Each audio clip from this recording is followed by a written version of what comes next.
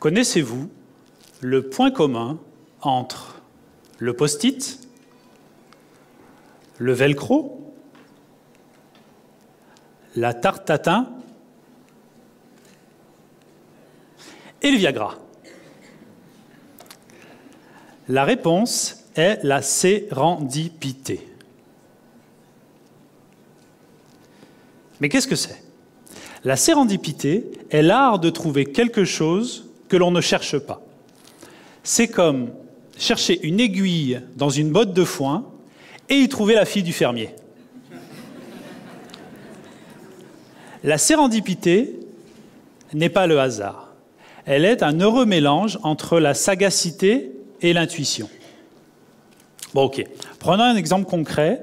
Comment le post-it a été découvert? Nous sommes en 1974. Art Fry est employé de la société 3M et c'est un chanteur de chorale.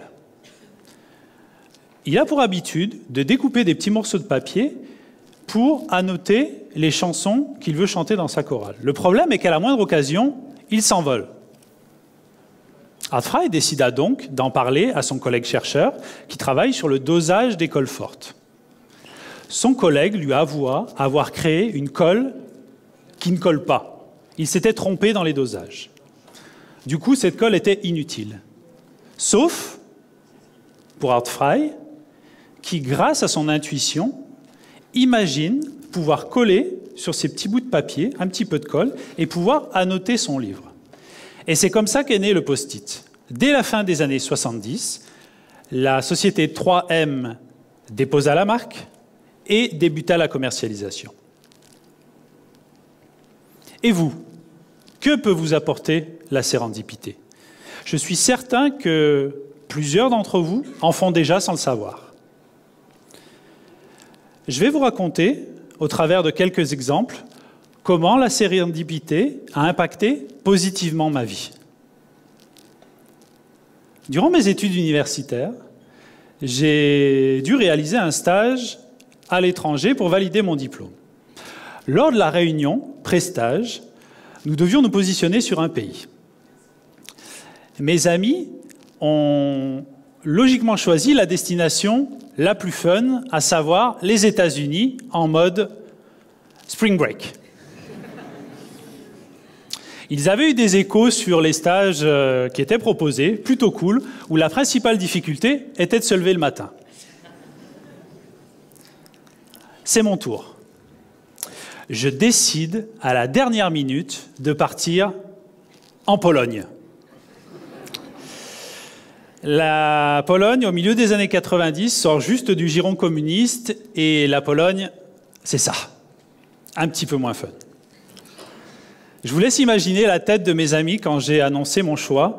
Au mieux, ils m'ont pris pour quelqu'un de pas trop normal, au pire, pour un fou, complètement fou. Mais en fait, ils étaient morts de rire. En fait, j'ai décidé, la Pologne, de faire ce choix parce que pour la première fois, j'allais pouvoir sortir du cadre sécuritaire dans lequel j'avais été éduqué. J'allais pouvoir sortir de ma zone de confort, apprendre une nouvelle langue, de nouvelles habitudes. Et surtout, avoir des responsabilités que seul un pays en voie de développement peut vous offrir à 22 ans. Au final, l'expérience fut très enrichissante et très valorisante. J'ai réalisé les études de marché pour l'implantation du premier magasin Decathlon à Varsovie. Au niveau personnel, j'ai eu la chance d'être hébergé dans des familles polonaises qui m'ont fait découvrir la Pologne de l'intérieur et vivre des moments inoubliables. J'ai encore en souvenir un week-end de kayak où nous avions traversé la région des Mille Lacs et nous avions été hébergés chez l'habitant. C'est d'ailleurs à cette occasion que j'ai découvert l'origine de l'expression « sous comme un Polonais », mais ça, c'est une autre histoire.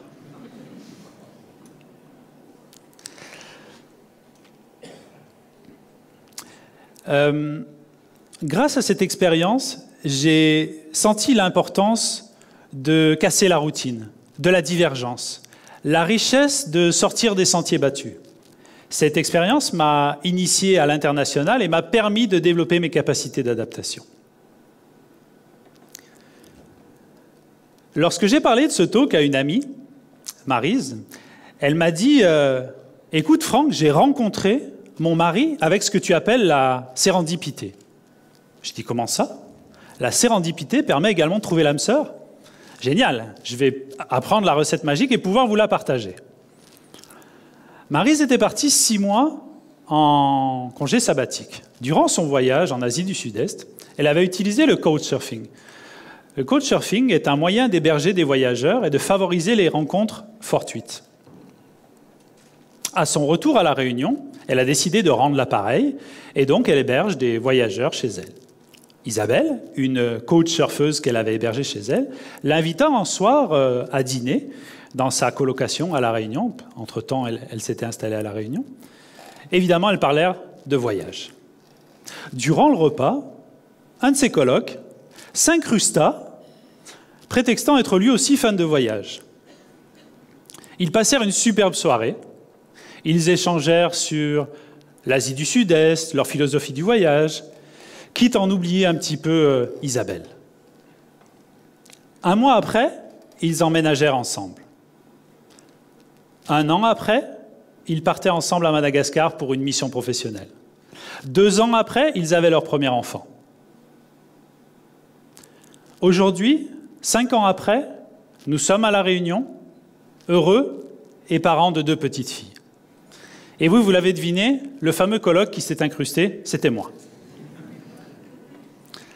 C'est aussi ça la sérendipité, suivre les connexions, les événements, suivre vos émotions et voir où cela vous mène. Au niveau professionnel, la sérendipité fait partie intégrante de mon activité. Mon métier est de trouver des solutions aux problématiques des entreprises. Je suis à la recherche constante d'informations et de contacts. L'ouverture au monde et le développement des connexions sont les piliers de mon activité. Je travaille depuis quelques années dans un espace de coworking. C'est un espace hybride entre un bureau classique et la maison, où on peut travailler, se détendre, rencontrer d'autres entrepreneurs et assister à des conférences. Et c'est dans ce cadre-là que j'ai rencontré beaucoup d'entreprises. Certains sont devenus des partenaires, d'autres des clients. En août dernier, je rendais visite à un espace de coworking à Saint-Étienne.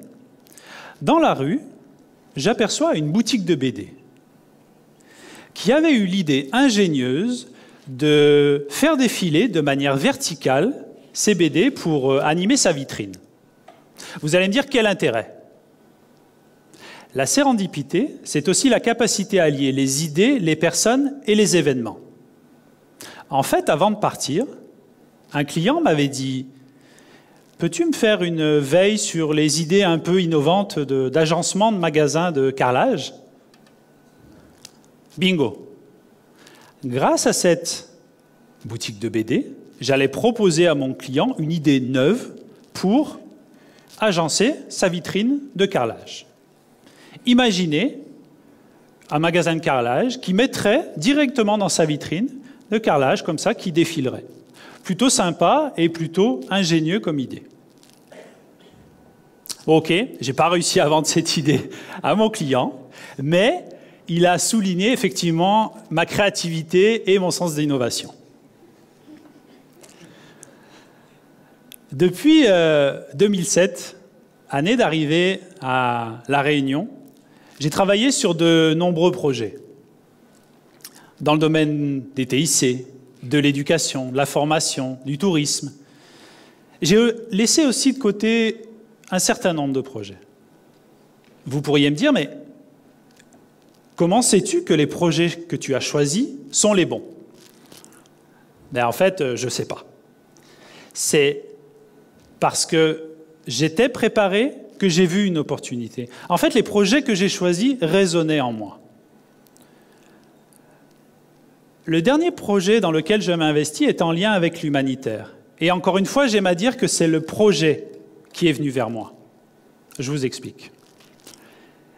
Il y a quelques semaines, j'arrive au bureau, j'ouvre Facebook pour regarder ce qui s'est passé durant la soirée, et j'aperçois un article sur un concours mondial qui a pour objectif d'éradiquer l'illettrisme en Afrique et dans le monde. Génial. je m'empresse aussitôt de le partager à mes amis Facebook. Jusqu'à là, ça nous arrive tous. Surprise, quelques jours après, je retombe sur un article d'une équipe réunionnaise qui est en train de se monter pour répondre à ce concours. Je me dis, c'est incroyable, c'est un projet inouï et en participer serait une belle aventure pour moi. Surtout que, quelques semaines auparavant, j'étais à Maurice et j'assistais à une conférence sur des projets d'éducation et des TIC en Afrique anglophone. Je ne pouvais pas laisser passer cette chance. Aujourd'hui, nous en sommes au tout début du projet. Nous allons candidater d'ici quelques jours et proposer donc notre équipe à la fondation américaine X-Prize qui devra faire ses sélections pour choisir quelques équipes dans le monde entier pour participer au mois de mars. J'ai vraiment hâte d'y être. Ce projet est pour moi comme une consécration de, on va dire, des 10 dernières années.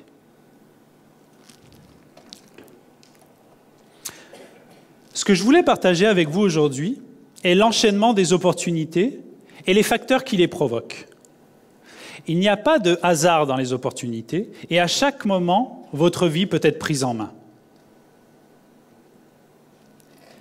Être en mouvement, accueillir la divergence, s'ouvrir au monde. Observez, ressentez, engagez-vous, prenez soin de vos connexions et surtout, soyez prêts à accueillir la sérendipité. Il faut savoir aujourd'hui que la sérendipité fait partie de la stratégie des entreprises. Prenons par exemple Google. Google permet à ses salariés de travailler 20% de leur temps normalement dédié à l'entreprise sur des projets personnels. L'objectif, évidemment, favoriser les découvertes fortuites. Bravo à vous. En assistant à ce TEDx Réunion 2014, vous venez de débuter vos 20%. Merci.